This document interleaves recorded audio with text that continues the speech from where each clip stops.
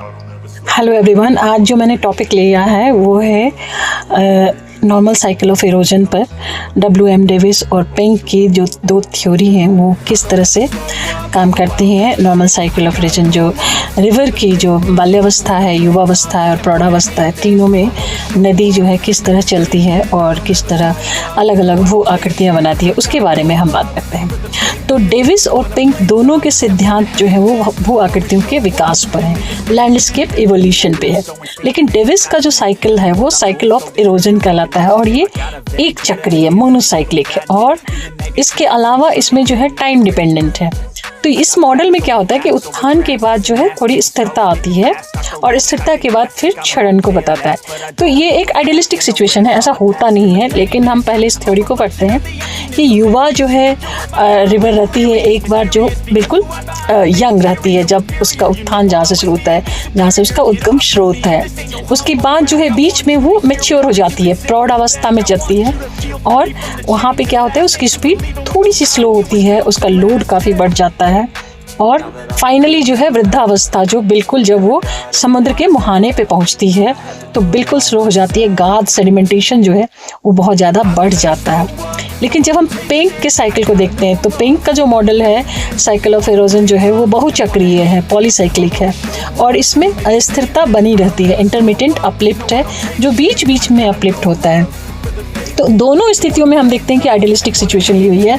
जो डेविस ने जो थ्योरी ली है, डेविस की थ्योरी में जो है पहले जो है उत्थान हो रहा है फिर पतन हो रहा है, जबकि पिंक की थ्योरी में जो है थोड़ा सा उत्थान हो रहा है थोड़ा सा पतन हो रहा है। इंटरमिटेंट है जो बीच बीच में अपलिफ्ट होता है और अपर्दन की प्रक्रिया जो है वो आपस में कॉम्पिटिशन कर रही है, प्रतिस्पर्धा कर रही है और उसके बीच का जो गैप है, जो डिफरेंस है, वही जो है जटिल भू आकृतियों को बनाता है। जैसे पेनिप्लेन के बदले ट्रैम्पेन की बात की गई है, जबकि डेविस जो है वो पेनिप्लेन के बारे में बताता है।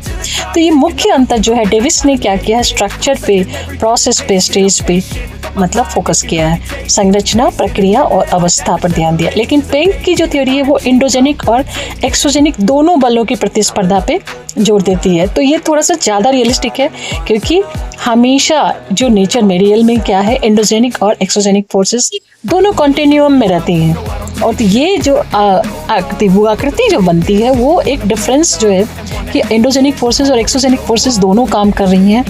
अब अपलिफ्टमेंट भी हो रहा है और अपर्दन भी हो रहा है। अब दोनों में से क्या ज़्यादा हो रहा है उस पर डिपेंड करता है कि वो भू आकृति का जो है किस तरह से रूप बनेगा। जो डेविसियन साइकिल ऑफ इरोजन है, जिसके मुख्य विचार हैं कि एक निश्चित समय क्रम तक जो है नदी जो है वो अपने युवा अवस्था में रहती है और ये सब कुछ किस पे डिपेंड करता है, स्लोप पे। तो स्लोप की वजह से जो है जहाँ पे स्लोप स्टीप होता है वहाँ पे नदी युवा अवस्था में रहती है, बहुत तेजी से चलती है, पत्थरों को तोड़ते हुए चलती है और काफी ज्यादा मात्रा में वो अपर्दन करती है और अपने साथ जो है पत्थरों और के छोटे छोटे टुकड़े करते हुए उनको बहा के ले जाती है। तो यहाँ पे कहा जा रहा है डेविसियन साइकिल में कि उत्थान रुकने के बाद अपर्दन होता है, पहले जो है वो अपलिफ्टमेंट होता है और अंततः जो है एक पेनिप्लेन बनता है जो आइडियल सिचुएशन है अगेन, क्योंकि धीरे धीरे जो है वो अपर्दन होता जाएगा। अब इस थ्योरी के हिसाब से जो है पहले अपलिफ्टमेंट होगा और उसके बाद सतत प्रक्रिया जो है चलती रहेगी पेनिप्लेन बनाने की। तो इसमें जो बेस है वो स्ट्रक्चर पे है, प्रोसेस जो है वो स्टेज है। प्रकृति जो है वो मोनोसाइक्लिक और टाइम डिपेंडेंट हो रही है इसमें, जबकि ऐसा हो नहीं था। उत्थान के बाद कह रहे हैं कि वो, अगर डेविस कहते हैं कि उत्थान जो है वो सडन है, अपलिफ्टमेंट जो है वो सडन है और उसके बाद स्टेबिलिटी पीरियड आता है, स्टेबल पीरियड आता है और ये जो है अगर आप देखेंगे ग्राफ पे तो ये एक लीनियर डेवलपमेंट है।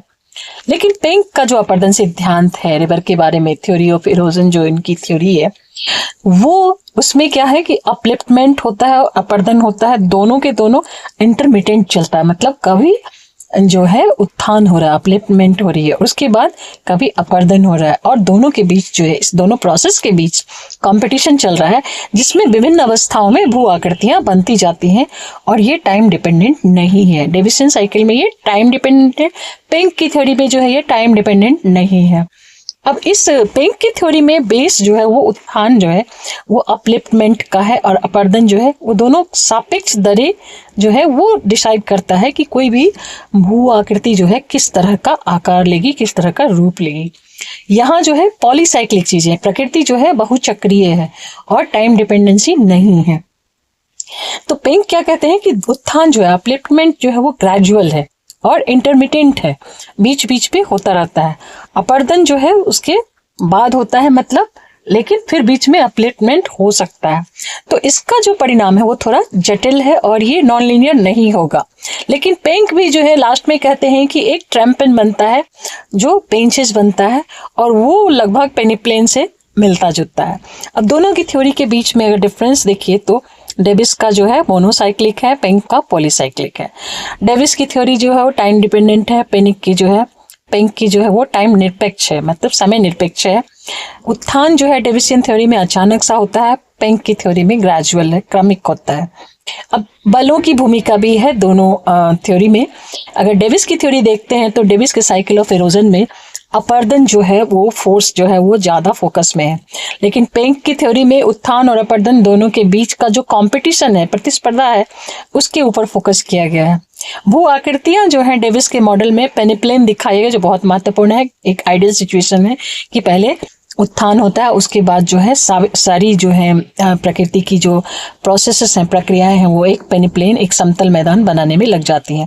लेकिन पेंक के मॉडल में जो है ट्रैपेन का जिक्र किया गया है, तो सीढ़ी नुमा जो है स्टेप्ड स्लोप्स जो है वो बहुत महत्वपूर्ण है। वीडियो कैसा लगा जरूर बताइएगा। Thank you very much.